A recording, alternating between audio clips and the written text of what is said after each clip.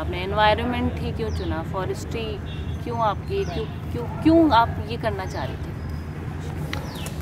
सबसे पहले तो आपका जो मंच है सिटीस्कोप, उसकी पूरी टीम को, आपको और पूरे दुनिया के अंदर जो भी इस धरती के हरा भरा रखने के लिए, इसको खुशहाल रखने के लिए प्रयास कर रहे हैं, ऐसे सभी लोगों को विश्व वानिकी दिवस की हार्दिक शुभकामनाएं और बधाई।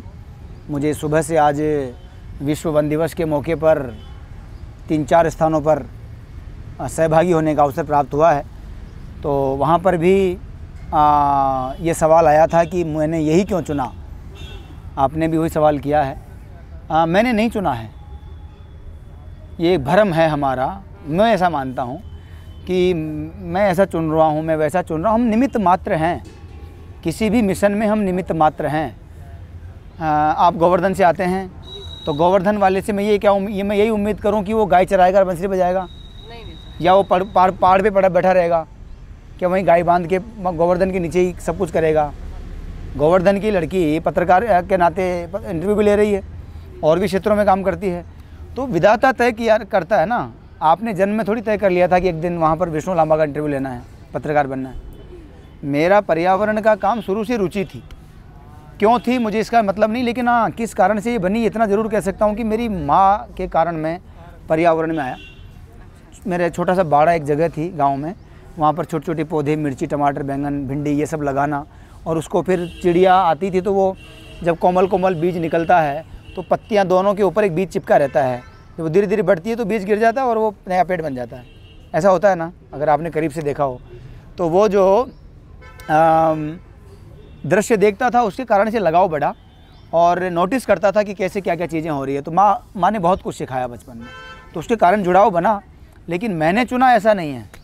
आपके संस्कार, आपके आसपास का वातावरण, वो आपको ये सब चुनने में कहीं ना कहीं मददगार होता है। तो उसके कारण से भी आप जुड़ पाते हैं। कब से हैं सर आप इसमें? शुरुआत तो 7 साल की उम्र में की। तो 7 साल की उम्र में शुरुआत की और तब से बस चलते गए, उठते पड़ते गिरते गए और बढ़ते गए। एज अ प्रोफेशन आपने कब सोचा कि मैं? हाँ, मेरे जो आदर्श हैं, मार्गदर्शक हैं, माननीय धन प्रकाश जी त्यागी, 103 साल की उम्र में उन्होंने शरीर छोड़ दिया।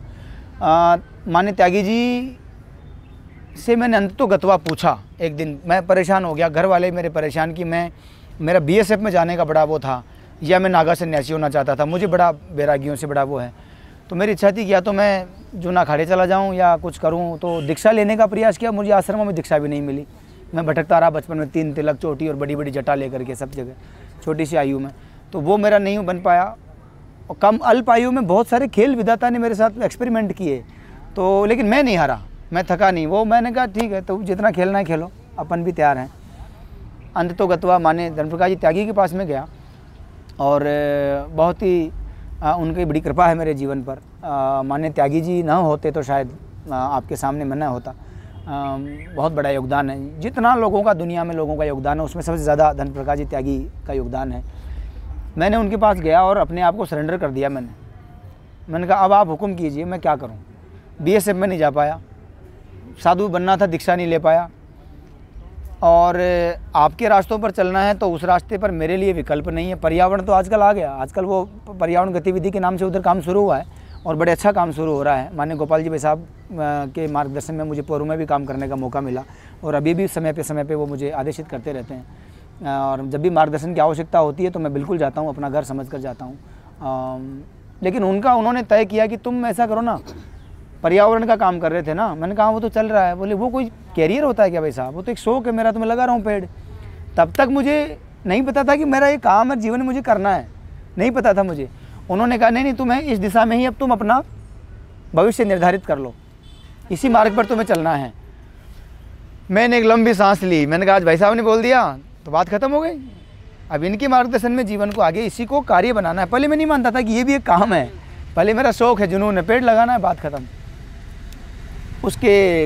उसी समय दौरान मुझे राष्ट्रपति भवन जाने का मौका मिला और प्रणब मुखर्जी का मैं आभारी हूँ, महान विद्वान नेता, भारत के माननीय पूर्व राष्ट्रपति। उन्होंने फिर जब ट्री मैन ऑफ इंडिया का नाम जोड़ दिया साथ में, तो फिर मेरी चल पड़ी। निकल पड़ी, कहते हैं ना। अरे सर, तो प्रणव दा का आभारी हूँ मैं, उनकी कृपा से आज रास्ते बनने लगे हैं, ज़माना हमारी ओर देखता है, वरना हमारी ओर ऐसे देखता था निकृष्टता से, है ना, बहुत गिरी हुई नज़रों से देखता था कि कौन, अच्छा वो पजामा पहन के वो जो चप्पल वाला, हाँ, वो सुबह सुबह आया था थैला लटका के इधर से जा रहा था वो, हाँ, क्या पता उसका ना कहाँ खाता है, कहाँ पीता है, क्या इस तरह का था ना। लेकिन भारत में झोला छाप लोगों ने इतिहास बदले हैं, इतिहास बनाए हैं, है ना। और हम तो अभी भी आपके पास आया हूँ तो मैं थैला लेके आया हूँ। अभी भी आपने देखा वो यूनाइटेड नेशंस का एक मीटिंग में मिला था अभी, वो तब से ही मेरे कंधे पर है। कल उदयपुर में हमने 1 लाख पेड़ लगाने की शुरुआत की अल्फा ग्लोबल इंडिया के साथ में। हाँ, कल शुरुआत करी है, अभी कल सुबह 11:45 की फ़्लाइट से मैं इधर पहुँचा जयपुर और आज ये संभाल लिया। कल शाम को मुंबई निकल जाना है वापस। तो चल ही रहा है ना, कुछ न कुछ, सोच ही नहीं सकते कभी क्या है। सर ये 7 साल की उम्र में ये जो माँ के साथ आप ये बिल्कुल एक एक पौधा लगाना, एक एक सब्जियाँ देखना, यहाँ से लेके ये ट्री मैन ऑफ इंडिया, ये इन तक का ये जो सफ़र था, इसमें आपको सबसे ज़्यादा कठिन ऐसा कोई क्षण लगाओ कि ये मेरे से होगा क्या ये मैं कर? ऐसा बहुत जगह आया। पहली बात तो ये है कि मेरी माँ के साथ जो हमने प्लांटेशन की शुरुआत की, जो संस्कार मेरी माँ से मुझे मिले, वो उस परिस्थिति को, उस कालखंड को, उस औरा जो चारों तरफ की चीज़ों को मैं देखता हूँ, वायुमंडल को, तो एक सामान्य परिवार, एक सामान्य गांव, हमारे सामान्य संस्कार, हम वैरागी लोग हैं, तो बस मंदिरों में भगवान की भजन करना, भोजन करना, अतिथि की सेवा करना, बस यही काम। तो उस सामान्य से जीवन में हम थे। लेकिन आसपास की चीज़ों ने बहुत प्रभावित किया। मैं जिस घर में पैदा हुआ उस घर में विशाल बरगद का पेड़ था। 500 गिद्ध मैंने अपनी आंखों से देखे हैं। 500 गिद्ध, आप कल्पना करो कितने गिद्ध होंगे गांव के अंदर। 100 150 मोर मैंने अपनी आंखों से देखे हैं ऐसे। राष्ट्रीय पक्षी जो आज विलुप्त होने के कगार पर है, शेड्यूल 1 का मामला है। आज वो गैर जमानती केस है, अगर कोई शिकार करता है तो 5 लाख रुपए जुर्माना है। उस समय थोड़ी कम समय में बहुत सारी चीज़ों को बदलते हुए देखा। लेकिन एक चीज़ बहुत अच्छी रही मेरे साथ में, मेरे परिवार में कोई IAS नहीं, IPS नहीं है, इसलिए मेरे दिमाग में गलत फितूर नहीं आया कि वो IAS IPS इसलिए मेरा साथ दे देगा। मेरे परिवार में कोई बड़ा नेता नहीं है कि मेरे ऊपर ये हो जाता है ना कि नेताओं के बच्चे, बड़े अफसरों के बच्चे कहीं पहुंच जाते हैं, उनके नाम से ही काम हो जाते हैं उनके। जिस सर्टिफिकेट को लेने के लिए मुझे 20 साल लग गए पर्यावरण के क्षेत्र में, राजस्थान वन विभाग से 20 साल, वो अधिकारी एक फ़ोन करता है केवल जिला वन अधिकारी को, वन मंत्री को, कि यार अपनी बच्ची ऐसे ऐसे कर रही है, उसका एक सर्टिफिकेट देना है। वो घर बैठे आ जाता है उसको। बहुत बड़ी पीड़ा कही है मैंने आपको, आसान नहीं है ये। गरीबों के, सामान्य परिवारों के बच्चों के लिए ये खतरनाक बात है। आज तो ठीक हम खेल रहे हैं और इन मंत्री अधिकारियों से भी खेल रहे हैं, जो भ्रष्ट चोर डकैत है ना, इनकी बैंड बजा रहे हैं बहुत अच्छी वाली। सच बता रहा हूँ मैं आपको, मैं लाइव बोल रहा हूँ आपको, और आपने तो देखा सब चीज़ 3 अटैक हुए मेरे ऊपर। तो मेरा निवेदन ये था कि उस समय में और इस समय में मैं सोच भी नहीं सकता था। ये तो उसकी छतरी वाले की कृपा है, आपके गोवर्धन वाले की। वो जो करता है ना, वो जो करता है वही निर्धारित होता है दुनिया में। हम तो माध्यम हैं। आज निर्धारित, आज तय नहीं होगा ये कि विष्णु लांबा का काम अच्छा है तो कितना अच्छा है, बुरा है तो कितना बुरा है। ये 1500 साल लगेंगे। तुलसीदास को धक्के मारने वाला उदाहरण आपको पता है, 500 साल लग गए, तब पता चला कि बाबा तुलसी महान थे। आज पता चल रहा है, वरना उन्हीं के शहर में उन्हीं के लोगों ने, उसी जाति के लोगों ने, समझ रहे हैं आप, धक्के मार कर निकाल दिया था। विवेकानंद का जीवन आपको पता है, कैंसर से मौत हो गई, इलाज तक नहीं करा पाए। रविंद्रनाथ टैगोर की कहानी पता है, चाणक्य की कहानी पता है आपको, मेघदूत ज्ञान विज्ञान शाकुंतलम लिखने वाले कालिदास की कहानी पता है आपको। इतिहास में ये सब तो होता है। संत ज्ञानेश्वर, संत तुकाराम की जीवन आप पढ़ो, किस तरह की जीवनी उनकी रही है। महापुरुषों के पद चिन्हों पर चलोगे तो संघर्ष तो आएंगे। आपको विधाता ने अधिक परीक्षा देने के लिए ये मार्ग चुना है। सो कॉल्ड एनवायरमेंटलिस्ट नहीं है, so called climate change activist नहीं है कि कहीं पर एयर कंडीशन कमरे में बैठ कर के आ गए। हाथ नहीं धोए मैंने, पेड़ लगा करके देख लीजिए। आज मैंने हाथ नहीं धोए, अभी पेड़ लगा के आ रहा हूँ मैं कॉलेज में, और 2 किलोमीटर दौड़ते हुए आ रहा हूँ, क्योंकि रास्ता बंद है पूरा। आपको पता है, गाड़ी वहाँ खड़ी है गांधी जी के चरणों में।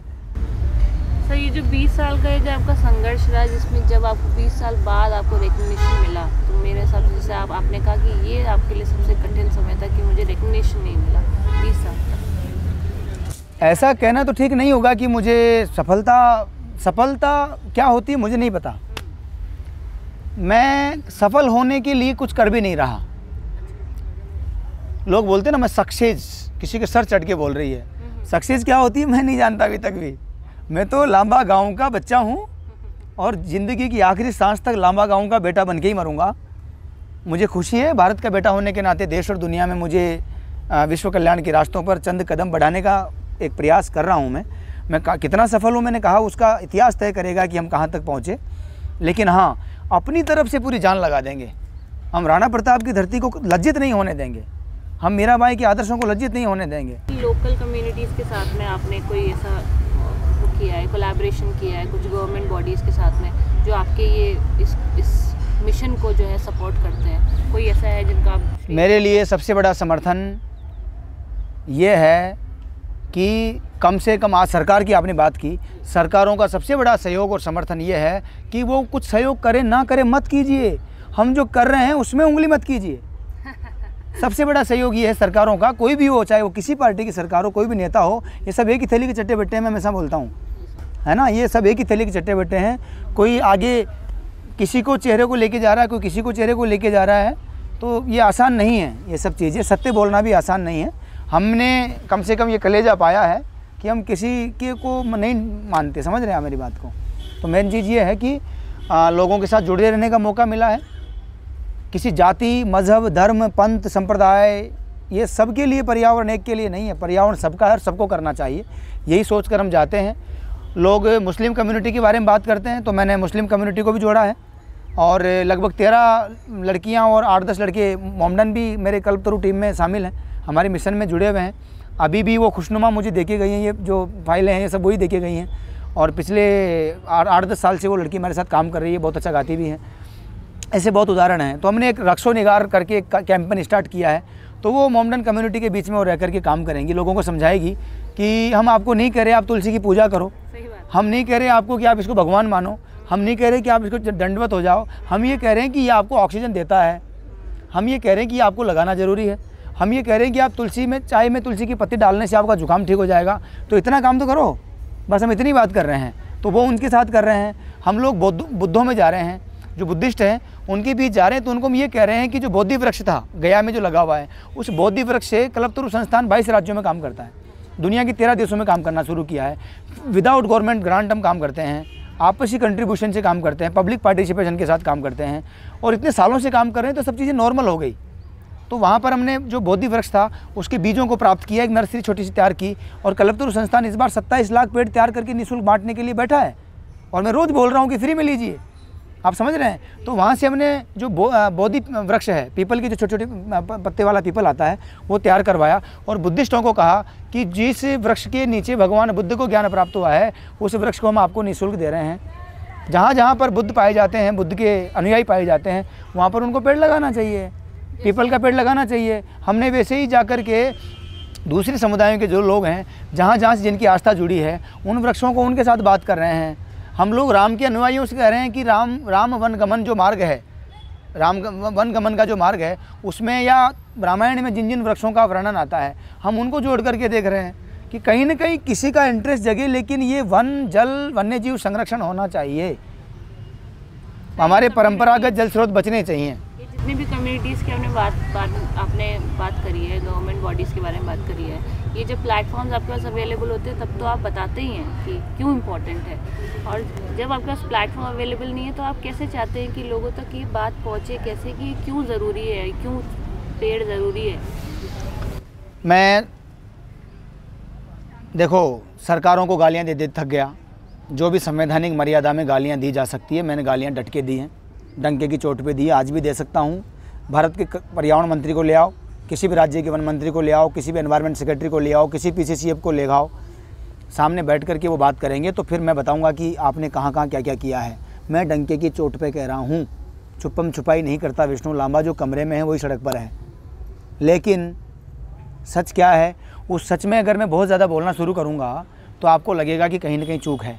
तो मेरा सिर्फ इतना सा है कि मैं आवाज़ दे रहा हूँ, मैंने अपनी आवाज़ पूरी ताकत से दी है, हमेशा पूरी ईमानदारी से दी है। उस तक पहुँचेगी कि नहीं पहुँचेगी या कब पहुँचेगी मुझे नहीं मालूम, मैं उस तक आवाज़ पहुँचाने की पूरी कोशिश कर रहा हूँ। तो मैंने अपना काम पूरी ईमानदारी से किया है।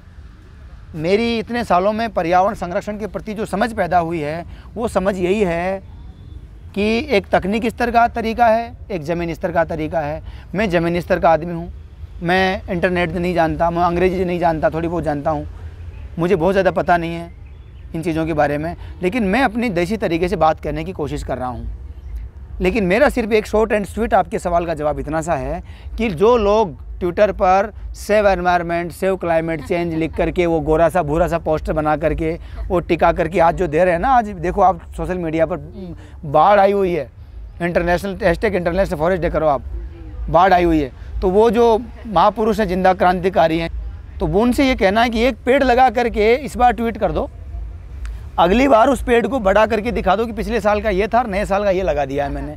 तो सही मायने में तो ये है, नहीं तो काहे को नाटक करते हो। तो आपने शुरू किया था जी, तो आपने कुछ सोचा होगा कि मुझे यहाँ तक जाना है, ये मेरा विजन है इस चीज़ को लेके, तो क्या उस विजन के करीब है या और नहीं है तो कहाँ तक जाना है सर आपको? छोटे थे तो विजन मिशन जानते नहीं थे क्या होते हैं। ये विजन और मिशन के शब्द तो बाद में पता चले जब अब कई सारी चीज़ें हो रही है चारों तरफ। मैं किसी नेता का नाम नहीं लेना चाहता, नहीं तो लोग पार्टी वगैरह जोड़ देंगे।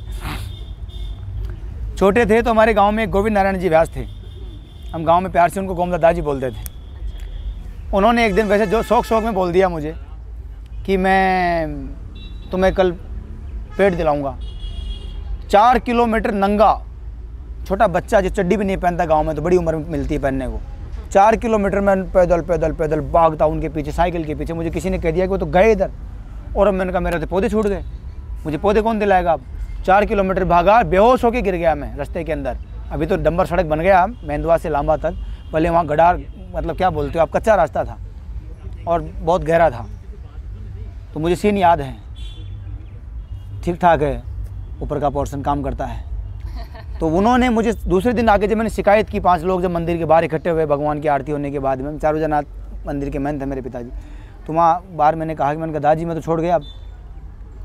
तो उन्होंने बोला कि बेटा तेरे को मैं, अब दादाजी वो कैसे शर्मिंदगी महसूस हुई उनको, तो उन्होंने एक लाइन बोली कि तेरे को अमृता देवी पुरस्कार मिलेगा। अच्छा तो छोटा मोटा काम नहीं कर रहा है। तो मैं खुश हो गया, मैंने कहा यार एक पौधे से थोड़ा ज़्यादा आ गया ये आदमी। तो मैंने कहा दादाजी आप दिलाओगे? बोले हाँ, लेकिन तभी दिलाऊंगा जब तू मतलब 8वीं पास करेगा। तो मैंने पढ़ाई, मेरे लिए एक दुश्मन का नाम है पढ़ाई, जो मेरी सिलेबस की किताबें हैं, दूसरी नहीं। मुझे महान सम्राट चंद्रगुप्त मौर्य पढ़ना पसंद है, मुझे अशोक महान पढ़ना पसंद है, मुझे चंद्रगुप्त के बाद में आचार्य चाणक्य को मैं पढ़ना चाहता हूँ, महाराणा प्रताप का मैं बड़ा प्रशंसक हूँ, दुर्गादास राठौड़ का बहुत बड़ा फ़ैन हूँ, वो सब मैं पढ़ना चाहता हूँ। लेकिन मुझे सिलेबस की किताबों से हमेशा मेरी वो रही है।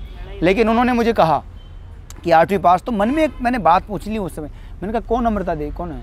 बोले कोई अमृता थी कि अमृति देवी, 363 लोग मर गए उसके साथ में गाँव के कई समाजों के, और पेड़ नहीं कटने दिया। तो उस दिन मैंने तय किया कि अपने पेड़ नहीं कटने देंगे यार, पेड़ लगाना ही पुण्य का काम थोड़ी है, पेड़ बचाना ही पुण्य का काम है। तो वहाँ से क्लिक कर गया। ऐसे थोड़े दिन बाद में मैंने 8वीं पास कर ली, तो फिर उनके पास में गया कि दादाजी मैंने 8वीं पास कर ली। बोले वो अभी राजीव गांधी पुरस्कार ही मिलता है, लेकिन 10वीं पास करना पड़ेगा। तो वो लालच देते गए, मैं समझ गया डोकरा, मैंने कहा फालतू पढ़ा दिया अपने को यार, समझ रहा मेरी बात को। तो जिस दिन मुझे अमृता देवी मिला तो मुझे गोविंद दादा जी बहुत याद आए, और मैं आभारी हूँ उन लोगों का जिन्होंने प्रेरणा दी गाँव के बच्चों को, छोटे छोटों को।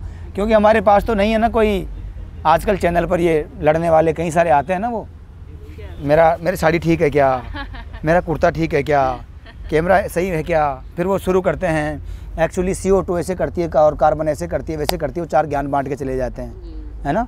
सत्यानाश हो रहा है इस देश का इस सो कॉल्ड एजुकेटेड के लोगों के चक्कर के अंदर। तो ज़मीनी स्तर के लोगों को जोड़ने का प्रयास कर रहा हूँ। लोगों की बात आई है सर, तो ये सवाल मुझे लगता है अभी पूछना चाहिए। किस तरीके से आपको लगता है कि जो आजकल का जो हमारी जनरेशन है, ये टेक्नोलॉजी इतना आ रही है, उसमें आपको कितना लगता है कि आपके काम को हेल्प मिलेगी? Special thanks to Mark Zuckerberg and Dhiru bhai Ambani. मैं 2 लोगों का हमेशा आभार व्यक्त करता हूँ सुबह उठते ही, हे प्रभु उनकी आत्मा को शांति दो, धीरू भाई को, और मार्क जकरबर्ग को कामयाबी दो। क्यों? मेरे पास में कभी मैं सोच भी नहीं सकता था कि फेसबुक क्या होती है। पहली बार मुझे फेसबुक का पता चला, और वही धीरू भाई का वो छोटा फ़ोन और वो 10 रुपये का रिचार्ज। हमारे इरफान भाई बहुत ग्रेट अभिनेता रहे हैं, उनके साथ मुझे काम करने का मौका मिला। इरफान भाई ने कहा वो देता था वो एड, एक छोटा रिचार्ज कुछ करते थे वो मुझे, तो वो धीरू भाई अम्बानी की और मार्क जकरबर्ग की देन है कि सुबह सुबह जब मैं अपने महान पूर्वजों को, अपने माता पिता को, गुरुदेव को याद करता हूँ, तो उस समय मैं इन 2 लोगों का भी धन्यवाद देता हूँ। जो विष्णु लांबा गली गली में भटक रहा था, देश में इधर उधर बसों पे लटकता फिरता था, 3-3 दिन भूखा रहता था, मकान मालिक आता तो गटर में छुप जाता था कि किराया मांगने आ रहा है मकान मालिक, भूख के लिए, रोटी के लिए मंदिरों की लाइन में लगता था, कभी अमरापुरा वाले उस स्थान पर जाता था। तो वो जो एक मैंने तय किया कि माँ बाप से नहीं लेंगे, घर में परमात्मा की कृपा है, चारों जन हाथ में दाल रोटी दी है, लेकिन तय किया मैंने कि नहीं लेंगे उधर से, और किसी की नौकरी भी नहीं करेंगे। तो वो जिस तरह का दौर था ना, मैं आपका अधिक समय नहीं लूँगा, वो जिस तरह का समय था ना, वो मुझे लगता है कि बड़ा ख़तरनाक समय था। और उस समय में ऐसे लोग मेरे लिए, तकनीकी जो चीज़ें थी वो निकल करके सामने आई, तो मुझे लगता है कि तकनीकी का जो दौर है वो बहुत, इसका सदुपयोग करना चाहिए। मुझे बहुत दुख होता है कि ये कितनी शर्म की बात है, हम शिक्षा के साथ संस्कार नहीं दे रहे। मैं हमेशा बोलता हूँ, शिक्षा के साथ हम संस्कार नहीं दे रहे। सही, जो 2021 में आपके ऊपर टोंक में जो ये अटैक हुआ, जो पूरा प्रोटेस्ट वगैरह हुआ, तीसरी बार हुआ, हाँ, तो उसके बाद भी सर मतलब ऐसे क्या आपको अंदर से आता है जुनून किस चीज़ का है कि भले कितना भी हो जाए, जान क्यों ना चल जाए? मैं देखो, जान से तो मैं माफ़ी चाहूँगा, आपको बुरा लगेगा, लेकिन मुझे अपने से प्यार नहीं है। हाँ, मुझे नहीं है प्यार, मतलब नहीं है। अब क्यों नहीं है मुझे, मैं क्यों प्यार पैदा करूँ? नहीं है मुझे। मैं ज़िंदगी बिंदास जीता हूँ, अपने तरीके से जीता हूँ, और समझौते नहीं करता सिद्धांतों से। जो मैं एक क्षण भी दूसरे पे व्यर्थ नहीं करूँगा। वो क्या कर रहे हैं 3 लोग उधर, मुझे नहीं मतलब। अगर मैंने देखना है, निगाहें डाली है, तो पूरी ताकत के साथ दूंगा टाइम। उनका हर अच्छा बुरा भी सोचूंगा, उनके 20 साल बाद का भी सोचूंगा कि बताओ तुम्हारी क्या कहानी है और तुम्हें क्या प्रॉब्लम है, मैं तुम्हारे कैसे काम आ सकता हूँ। ध्यान नहीं दूंगा तो पूरी तरह नहीं दूंगा। जिसके साथ हूँ पूरी तरह से हूँ, जिधर नहीं हूँ उधर देखना भी पसंद नहीं करता।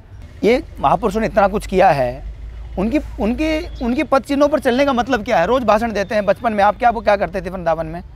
आपको लोग बोलते नहीं थे देश की रक्षा कौन करेगा, कौन करेगा? हम एक कहाँ से नाक साफ करते हुए नेक ऊपरी करते बोलते थे, क्या बोलते थे?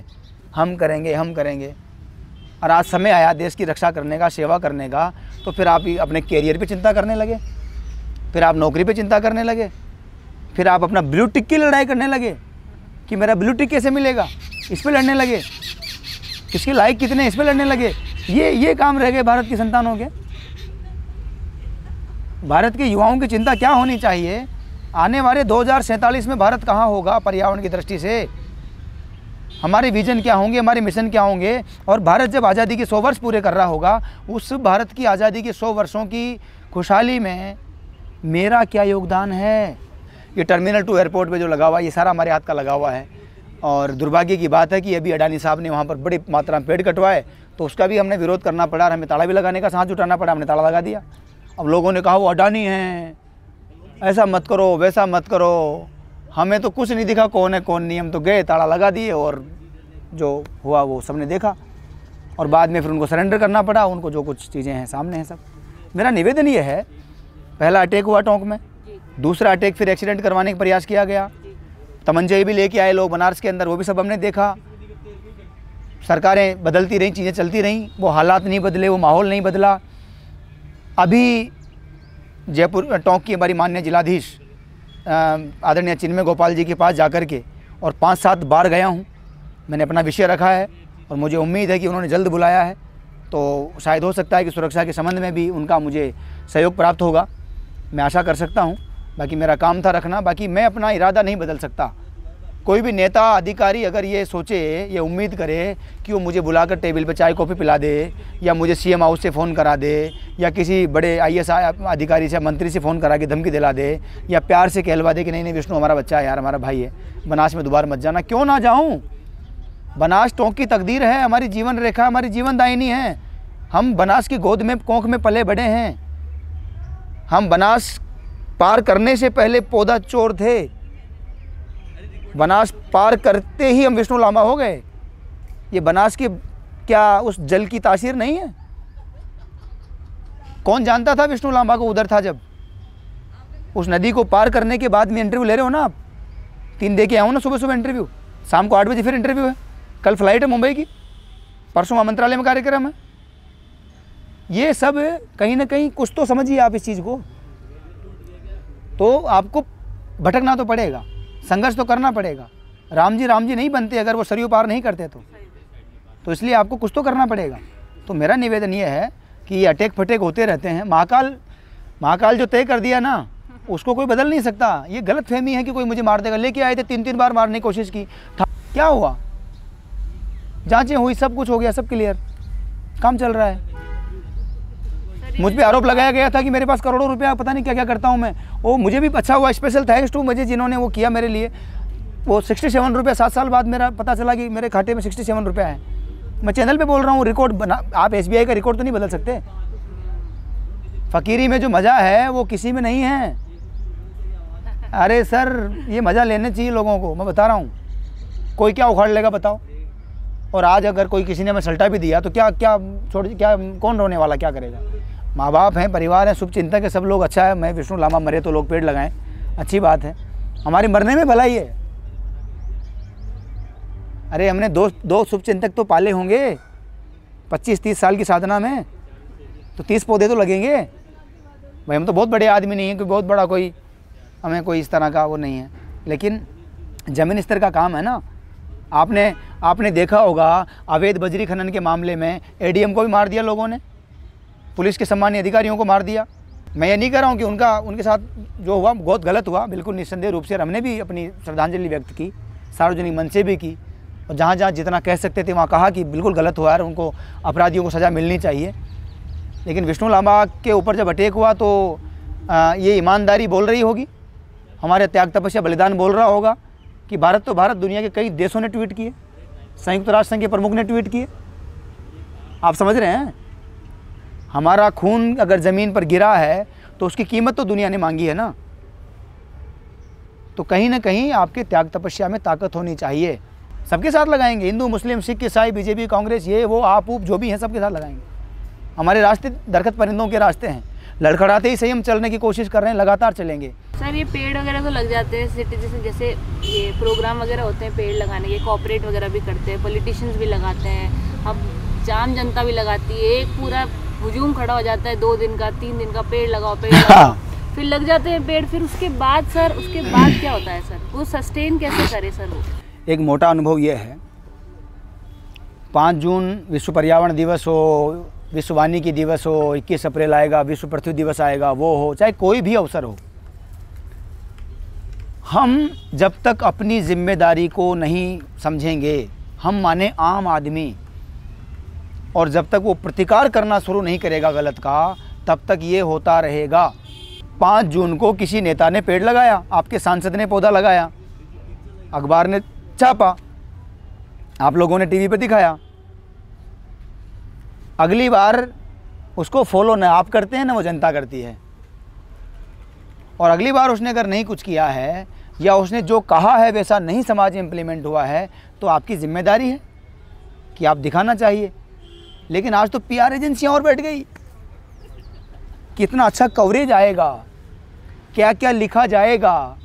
अब उस पत्रकारिता के दौर में मैं क्या बोलूं, बताइए। ये जो सर मेडिसिनल प्लांट आपने, ये जो कोविड के दौरान इसमें आपने कितने लोगों को उससे सर फ़ायदा हुआ? कैसे आपने डिस्ट्रीब्यूशन किया? लगभग 1.5 लाख मेडिसिनल प्लांट बांटने का काम हुआ। कल्पतरु संस्थान ने अपनी तरफ से किया है, किसी सरकार या NGO को उस समय साथ लेने की स्थितियाँ भी नहीं थी। लेकिन कई सारे प्रकार के तुलसी, गिलोय, अश्वगंधा, कालमेघ, निर्गुंडी, इस तरह के कई सारे पौधे देने का काम हुआ। स्पेशली तुलसी और नीम गिलोय वॉलंटियर्स ने तैयार किया, हम लोग जाते थे। मुझे सरकार ने इतनी तो कृपा की मेरे ऊपर कि मुझे परमिशन दे दी कि मैं राजस्थान में कहीं भी जा सकता था। तो लगभग 2 महीने तक लगातार 1000 लोगों को डेली खाना बना करके खिलाना, उनको मार्केट में जाना, वो मिलेगा कहीं ना कहीं आपको, हमने रिकॉर्ड के लिए रख रखा है। बाकी इतनी औकात नहीं है विष्णु लांबा की कि किसी को रोटी दे दे हाथ में और फिर भैया स्माइल दो, उधर फ़ोटो खिंचाते हैं आपकी, है ना। इतनी औकात मेरी नहीं थी, तो मैंने वो काम नहीं किया। लेकिन हाँ, एक ईश्वर ने परीक्षा ली हम लोगों की और हम सफल रहे। हम ही नहीं, भारत के लोगों ने। देखो, भारत का युवा जो है ना, वो दुनिया के जिस भी देश में था, आपने गौर किया होगा, हमारी सबसे बड़ी जो कामयाबी है ना, वो ये है कि भारत के युवा दुनिया के जिस देश में थे कोरोना के काल में, उन्होंने वहाँ पर भी अपने लेवल पर सेवा करना शुरू किया। यूक्रेन रूस के युद्ध में भी आपको देखा होगा, वहाँ पर भी भारतीय युवाओं ने अपनी अपनी तरफ से अपनी सेवाएं देना शुरू किया। वो युद्ध अच्छी चीज़ नहीं है, हम सब शांति के ही पक्षधर हैं, लेकिन जहाँ जहाँ इतिहास में हुआ वो हुआ। कृष्ण से बड़े तो हम नहीं हैं, लेकिन कृष्ण भी नहीं रोक पाए, महाभारत नहीं रोक पाए, ये शाश्वत सत्य है। तो जो हुआ वो शायद ईश्वर ने जो किया वो सब अच्छा बुरा जो किया वो ईश्वर जाने, लेकिन वहाँ भारत के युवाओं की भूमिका हमेशा अच्छी रहती है। तो हमने भी एक छोटी सी कोशिश की और हालात ईश्वर ने बहुत कम समय में सब प्रकार के दिखाए कि मेरे पीपे का आटा ख़त्म हो गया, बहुत बुरी हालत ख़राब हो गई। तो मैंने कहा क्या करूँ, कोविड के दौरान फिर 7 किलो आटा बचा, तो मैं वो मेरी कढ़ाई और लेकर के टोंक रोड पे गया, उधर वो बना करके हमने दिया। तो वो वहाँ तक तो केवल एक इवेंट टाइप का लग रहा था कि यहाँ चलो एक एक्टिविटी हो जाएगी एनजीओ की तरफ से, लेकिन जब वो पूड़ी पकी नहीं और कच्ची पूड़ी पर किसी ने हाथ डाल दिया खाने वाले ने, फिर वो कलेजा फट गया वहाँ पर। मैं बहुत रोया उस दिन, 8 तारीख की बात है शायद, वो कौन सी 8 तारीख थी, बहुत रोया मैं, बहुत रोया। मैं सोचा यार ऐसे पार नहीं पड़ेगी, लोगों को बहुत उम्मीद है हमसे, लोगों की नज़र में हम तो निकम्मे हैं, नालायक हैं, नकारा है, लेकिन लोगों को लगता है कि हम बहुत रिस्पॉन्सिबल हैं। तो ये अवसर है रिस्पॉन्सिबल बनने का और दिखाने का अवसर है ये। एक वो बाहुबली में प्रभास का एक डायलॉग है ना कि ईश्वर हर उसको कायर को बहादुर बनने का जीवन में एक मौका ज़रूर देता है। तो वो उस तरह की बात हुई, तो तुरंत प्रभाव से अपने 4-5 बड़े अच्छे दोस्तों को फ़ोन किया। मेरे पास एक 100-150 IAS IPSों की लिस्ट है जिनके साथ मैंने पेड़ लगाए। मैंने सोचा आज इनको भी फ़ोन करते हैं, अच्छा। मेरे काम पड़ता ही नहीं उनसे, पेड़ लगाया। उसके बाद वो अपने मैं अपने, बहुत कम लोगों के साथ कनेक्शन में रह पाता हूँ। बाकी तो वो जिन कुछ लोगों को ईगो रहता है ना कि मैं ऐसा, तो उसको तो हम पूछते ही नहीं है ना। तो उन लोगों को फ़ोन फान भी किए, कुछ लोगों ने क्या। एक मित्र था मेरा, इधर सिंघवी जी हैं, वैशाली में रहते हैं, उन्होंने तो पूरी गाड़ी भर के चावल दाल ये वो फलाना। मैंने कहा ये क्या हो गया। फिर संयोग की बात है कि ये राज्यवर्धन जी राठौड़ जो हमारे वैशाली में रहते हैं, पूर्व केंद्रीय खेल मंत्री, उनका फ़ोन आया कि यार विष्णु ऐसा ऐसा है कि 300 परिवार हैं और उन्होंने ऐसा ऐसा वहाँ पर जगतपुरा में है। तो मैंने देखा तुम्हारे वॉलंटियर अच्छा काम कर रहे हैं कल्पतरू के। तो मुझे पहले तो दुख हुआ कि शायद किसी ने फ़ोटो शेयर कर दी। तो फिर मैंने पता किया कि भाई कहाँ कैसे, तो कोई दैनिक भास्कर में कोई पत्रकार ने कहीं छाप दिया कि भाई कल्पतरू के लोग ऐसे ऐसे अच्छा काम कर रहे हैं। तो उनके माध्यम से वो जानकारी चली गई। अब उस समय हमें तो अखबार कहाँ, होकर वगैरह बेचारे बहुत मेहनत से आ रहे थे। खैर वो पहुँचने से, अखबार में समाचार पहुँचने से बहुत लोग जुड़े। तो जहाँ पर आवश्यकता थी वहाँ से फ़ोन आने लगे कि भोजन की भेजिए यहाँ पर, और जहाँ से हमें लोग दे सकते थे वहाँ उन्होंने देना शुरू किया। तो राज्यवर्धन जी राठौड़ साहब के सूचना मिलने पर 300 लोगों को उधर 3 दिन तक लगातार दोनों समय का भोजन। अब वो मैंने उनको फ़ोन किया कि मेरा तो केवल मैं आसपास तो घूम सकता हूँ, जहाँ मुझे पुलिस, लोकल पुलिस तो सब आपस में चलता रहता है ना रात दिन। तो उन्होंने बोला नहीं मैं कलेक्टर साहब को बोलता हूँ। कलेक्टर साहब ने मेरे को वो बना दिया, परमिशन दे दी। फिर तो क्या था, फिर तो हम निकल पड़े। फिर तो 2000 लोगों का डेली भोजन, मतलब 2 महीने तक 1000 लोगों का डेली भोजन बनाना, और यहाँ भी देना वहाँ भी देना। एक सरदार जी मिले, सरदार जी मैं बड़ा आभारी हूँ उनका। उनके वो कौन सा तिलक नगर में वो रहते हैं, मैं उनका मकान नंबर तो भूल गया। उन्होंने कहा कि एक बात याद रखना, किसी को बताना मत कि हम तुम्हें दान दे रहे हैं। वो, उनकी पत्नी, उनकी बेटी, उनका बेटा, उनके माता पिता, सभी पूरा परिवार एक जगह है। उन्होंने अपना एक सिस्टम बना रखा है। तो मैं गया वहाँ पर, तो हमने उसको रिकॉर्ड ज़रूर करवाया। ऑफिशियली रखना ज़रूरी है आजकल, बड़ा समय ख़राब है सर। हाँ समझ में आ गया अभी। तो उधर फाइल फूल में लगाने के लिए रखा, सोशल मीडिया पर हमने नहीं किया। तो वो सरदार जी के पास हम गए, मैंने कहा बताइए। तो बोले हाँ आपका मैंने देखा कल्पतरू संस्थान से हो। मैंने कहा आप अच्छा काम कर रहे हो, कितना पैकेट चाहिए आपको। मैंने कहा 300-400 पैकेट की और कमी है, बाकी तो हमारे पास आटा भी आ गया, आलू प्याज भी आ गए। तो उन्होंने बोला कि मैं आपको रोज़ाना 300 पैकेट भोजन के कंप्लीट बना के दूंगा, आपको सिर्फ ले जाके खिलाने हैं, मेरे पास खिलाने वाला नहीं है। तो मैंने हमारे लड़के को बुलाया, मैंने कहा सरदार जी की 2 मिनट की बाइट ले ले यार, हमारे लिए बड़ी प्रेरणा वाली है, किसी दिन याद करेंगे हम लोगों को बताएंगे आगे। तो सरदार जी ने बोला कि तुम मेरा सारा किया कराया पे पानी फेरना चाहते हो विष्णु। मैंने कहा क्यों, क्या हुआ, ये तो लोगों को पता चले। अच्छा, बोले नहीं, आपकी कसम मैंने 2 लोगों का फ़ोटो छुप करके लिया, मेरे पास है वो सरदार जी का। एक तो चुपचाप मैंने फ़ोटो ले लिया, उनको पता नहीं चलने दिया, और एक वो सिंघवी जी जो मेरे मित्र हैं वैशाली में, उनका मैंने राज भाई का फ़ोटो ले लिया, क्योंकि कोरोना में उन लोगों ने वो मदद कर दी जो बड़े बड़े अडानी, अंबानी, टाटा, बिरला शायद ऐसे अवसरों पर कर पाते नहीं कर पाते, पता नहीं, समझ रहे मेरी बात को। तो मुझे वहाँ इस तरह की हालातों का सामना भी करने का अवसर मिला और उसमें हमने अपने आप को खड़ा करने, साबित करने में पूरी कोशिश की और हम सफल रहे। मुझे ऐसा लगा कि जीवन में सारी सेवा जो की गई थी वो एक तरफ और कोरोना में जो मैदान में हम खड़े थे वो एक तरफ। हाँ, मुझे अधिकारी कई बार डांटते थे, अरे क्या कर रहा, कहीं प्रेम करते हैं, बड़ा प्रेम है कहीं अधिकारियों का। तो उन्होंने, कलेक्टर साहब ने एक बार बीच में रोक करके कि तुम टाउल भी नहीं लगाते हो। मैंने कहा साहब मुझे कोरोना नहीं हो सकता। बोले गलतफहमी मत रहो। तो मैं नहीं, वो टाउल टूल नहीं लगाता था मैं। अच्छा, मैं कुछ नहीं किया, कुछ प्रोटेक्ट कुछ नहीं किया, ये सब वो सब मैं बस काम करता था धड़ल्ले से। मुझे डॉक्टर ने बाद में बताया, जब मेरा वो वैक्सीन, वो क्या बोलते हैं, वो इंजेक्शन लगाते हैं ना, नेजल टेस्ट, हाँ, वो सब किया, तो उन्होंने कहा कि आपको कोरोना होकर भी जा चुका है। मैंने कहा मुझे कोरोना? बोले ये गलतफहमी मत रहो। उसके बाद मैंने सब लोगों को माफ़ी भी मांगी, रिक्वेस्ट भी किया कि भैया सब मास्क लगाओ। हम तो थोड़े गलती में रह गए कि हम पर्यावरण के लोग हैं भाई, जंगलों में रहते हैं, कोरोना पोरोना। बोले आपकी इम्यूनिटी पावर वो तो स्ट्रॉन्ग थी, इसलिए आपको पता नहीं चला और आया गया। तो लेकिन अच्छा अनुभव रहा। सर ये जो चंबल में आपने डकैतियों के साथ में, अगर आपका कोई बहुत अच्छा इंटरेस्टिंग स्टोरी हो, या फिर जो एरिक श्रॉम जी हैं, चंबल के जो हमारे पूर्व दस्यु भाई बहन हैं, वो ताकत तो वैसी ही थी, ताकत तो वही रहेगी ना। वो उस जगह रहने से ही थोड़ी होता है। क्या मैं रामनाथ कोविंद साहब का सम्मान करना बंद कर दूं कि मेरे राष्ट्रपति नहीं है वो? उनका सम्मान तो वही रहेगा। तो वो अच्छे रास्ते की बात कर रहा हूँ। ये वाला रास्ता तो समाज दुनिया ने देखा, क्यों उस रास्ते पर जाने के लिए वो मजबूर हुए वो भी सबने देखा।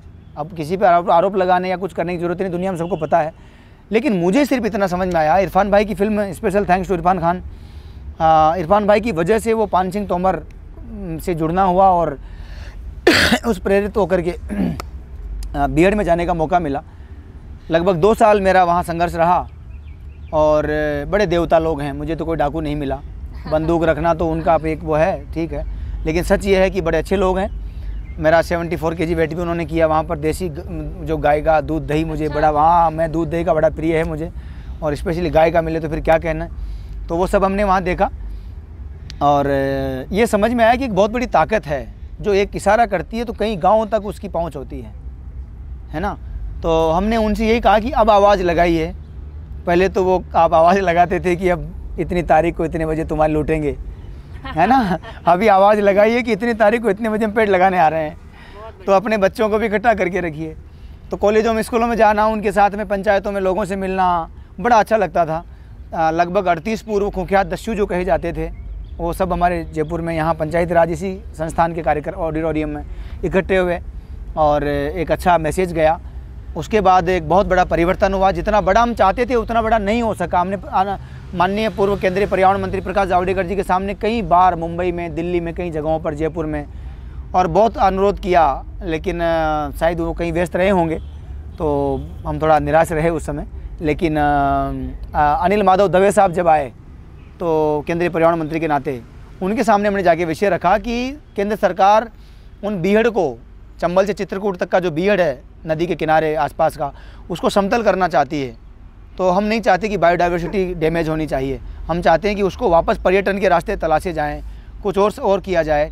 तो उन्होंने हमें मार्गदर्शन किया था, उनका निसंदेह रूप से हमें आश्वासन मिला था। लेकिन उसके बाद वो शरीर रूप में नहीं रहे और अचानक उनका हमारे बीच में से जाना बड़ा दुखद रहा। एक भले इंसान थे, अच्छे इंसान थे, पर्यावरण को बहुत करीब से समझते थे, जानते थे।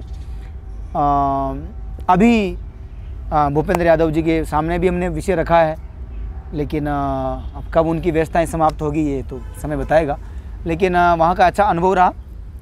आज वहाँ का अवैध खनन जो हो रहा है, वो अवैध खनन में बहुत कमी आई है। हरे पेड़ों की कटाई जो हो रही है, जो लंबे समय से इधर उधर चल रही थी, उसमें कमी आई है। तो अवैध खनन के अलावा वहाँ पर वन्य जीवों का शिकार के मामले आते थे आए दिन, उसमें कमी आई है। तो कहीं न कहीं दस्यु भाइयों ने श्री कल्पतरु संस्थान के माध्यम से पर्यावरण संरक्षण की दिशा में एक सार्थक प्रयास किया है और मुझे बड़ा खुशी है कि हमें ईश्वर ने उसमें सहभागी बनाया। सर ये जो फॉर्मर UNEP के जो प्रेसिडेंट साहब, संयुक्त राष्ट्र पर्यावरण कार्यक्रम के छठे प्रमुख आदरणीय एरिक सोलिम साहब हमारे वैश्विक स्तर पर मार्गदर्शक हैं और ऑनरेबल एरिक सोलिम के गाइडेंस से हम लोग अभी बहुत जल्द 2024 में हम लोग जयपुर एनवायरनमेंट फेस्टिवल का भी प्लान कर रहे हैं। अरे तो वर्ल्ड के 197 कंट्री के रिप्रेजेंटेटिव्स में पार्टिसिपेट करें और ज़मीनी स्तर के लोग जो जिन्हें झोला छाप लोग कहते हैं, जो हमारे जैसलमेर बाड़मेर में के इलाकों में कहीं पड़े हैं बेचारे, जिनको कोई पूछता तक नहीं है, कहीं ले रहे हैं वो अपना पेड़ लगा रहे हैं, कहीं टहनियाँ बबूल की काट के वो लगा रहे हैं, लगातार सेवाएं हो रही है, लेकिन वो जानते ही नहीं यूएन क्या होता है। तो जब हम समझ गए तो अब हमारी जिम्मेदारी है कि हम ज़मीनी स्तर के लोगों को वैश्विक मंच प्रदान करें और उनकी जो परंपरागत जो सोच है ना वो बड़े काम की है, जिसको आजकल लोग इनोवेशन बोलने लगे हैं। दरअसल वो हमारे यहाँ तो बहुत पहले से थी, तो वो चीज़ें वैश्विक स्तर पर जाए तो जयपुर डिक्लेरेशन के माध्यम से विश्व का पर्यावरण जगत का दिशा और दशा दर्शन हो सकता है। तो ऐसे एक प्रयास करेंगे। तो एरिक सोलिम साहब प्रभावित होकर के हमारे कार्यों से, उनका बड़प्पन है हमारे लिए ऊपर बड़ा आसान है उनका। एरिक साहब मेरे गांव लांबा भी पहुंचे, टोंक ज़िले में, हमारे जो वहाँ पर किसान भाइयों द्वारा लाखों पेड़ लगाए गए हैं। मोदी जी बोलते हैं कि दोगुनी अपनी आय कीजिए, हम तो चौगुनी कर रहे हैं, है ना। तो वहाँ पर बहुत इनोवेशन जो किए गए हैं उनको भी देखा उन्होंने। और सबसे बड़ी बात कि हमने कभी कोई सपोर्ट नहीं मिला, हमें न हम लेने गए न कोई देने आया, तो उस हालातों में काम किया है।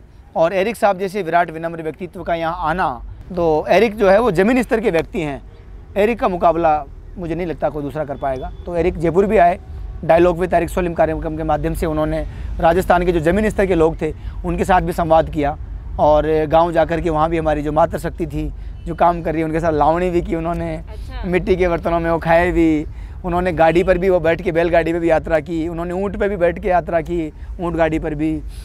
ऐसे बहुत इनोवेशन उन्होंने देखे। उन्होंने बनास नदी में जो अवैध खनन हो रहा है उस पर भी दुख व्यक्त किया, मुझ पर जो अटैक हुए उस पर भी उन्होंने अपनी बात रखी।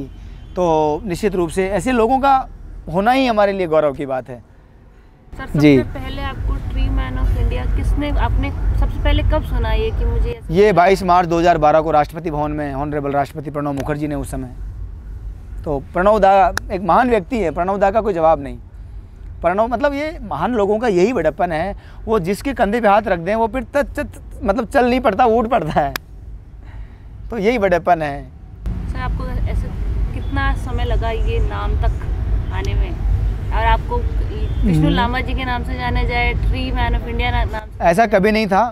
विष्णु लांबा, विष्णु मेरा जो रिकॉर्ड में नाम है वो थोड़ा अलग है। अच्छा। मैं थोड़ा कोशिश करता हूँ कि मुझे किसी भी मतलब जाति जो है ना, वो आपका स्वजातीय स्वाभिमान गौरव का विषय हो सकता है, लेकिन जातिवाद शब्द जो है ना वो बड़ा खतरनाक है। मुझे लगता है कि सब लोग अपने अपने काम अपने तरीके से करें, लेकिन उसमें ना जाएं। आप समझ रहे हैं, मेरे संघर्ष में तो आप साथ ही नहीं थे, और जब मैं आईएएस बन गया तो आप बोल रहे हो हमारे समाज का गौरव। अरे वो गौरव जो है ना, वो उधर सर्दियों में ठिठुर रहा था, रोटियां नहीं मिल रही थी, फीस जमा कराने का पैसा नहीं था, उस दिन तो तुम्हें गौरव याद नहीं आया। तो इसलिए मेरा एक रहता है हमेशा कि अभी तो इसलिए लांबा एक मुझे कुछ न कुछ तो करना था। मेरे बड़े भाई साहब यहाँ छात्र राजनीति में पढ़ाई करते थे, तो काम करते थे राजस्थान कॉलेज में, तो उनके नाम के आगे भी लांबा लगा हुआ था। तो हम नए जयपुर में आए गर्मियों की छुट्टियों में घूमने, तो उधर लोगों ने, मैं ज़्यादा एक्टिव था, बाहर जाता था, छोटा था लेकिन मैं एक्टिव था, तो उधर वो लांबा लोगों ने लगाना शुरू कर दिया। तो मुझे लगा यार ये लाम भी ठीक है वैसे। फिर मैं सोचा यार अपन तो छुट्टी से गए हैं, बड़े भाई साहब को सब जानते हैं जयपुर में, राजस्थान में। खैर, तो बाद में मुझे गज़ल लिखने का जब शौक़ शुरू हुआ तो हमने वो तखल्लुस लिखते हैं गज़ल में, तो वो एक मेरा व्यक्तिगत शौक़ है, मैं सार्वजनिक मंच पर उसको नहीं ले जाना चाहता। लगभग 4000 गज़ल मैंने अब तक लिखी होगी, तो वो एक है, अपना अपना मसला है। तो मुझे लगता है कि मुझे बस अकेलापन कभी लगे आपको, तो आप कुछ दरख्तों की बातें, कुछ पर्वतों की बातें, कुछ नहरों की, कुछ नालों की, कुछ तितलियों की, कुछ झरनों की, कुछ फूलों की, कुछ शबनम की, कुछ कतारों की, कुछ अंधेरों की, कुछ उजालों की, कुछ खुशियों की, कुछ दुखों की, वो सब बातें आप उधर कर सकते हैं। सर, एक हो जाए सर, एक गज़ल तो नहीं, गज़ल जमाने के लिए नहीं है। कविता अगर आप बोलना चाहते हैं। करे है याद भी गर तो सताने के लिए कोई, करे है याद भी गर तो सताने के लिए कोई, मेरा नाम लिखता है मिटाने के लिए कोई। करे है याद भी गर तो सताने के लिए कोई, मेरा नाम लिखता है मिटाने के लिए कोई। तेरी महफिल से उठकर आ गया उम्मीद ये लेकर, तेरी महफिल से उठकर आ गया उम्मीद ये लेकर कि पीछे आ रहा होगा मनाने के लिए कोई। बहुत खूब। मुझे अपना नहीं कहता मगर फिर भी ज़रा सा मुस्कुरा तो दे दिखाने के लिए कोई। ना मिलना रूबरू चिलमन से झांक तो लीजिए, लिए दुखड़ा खड़ा दर पर सुनाने के लिए कोई।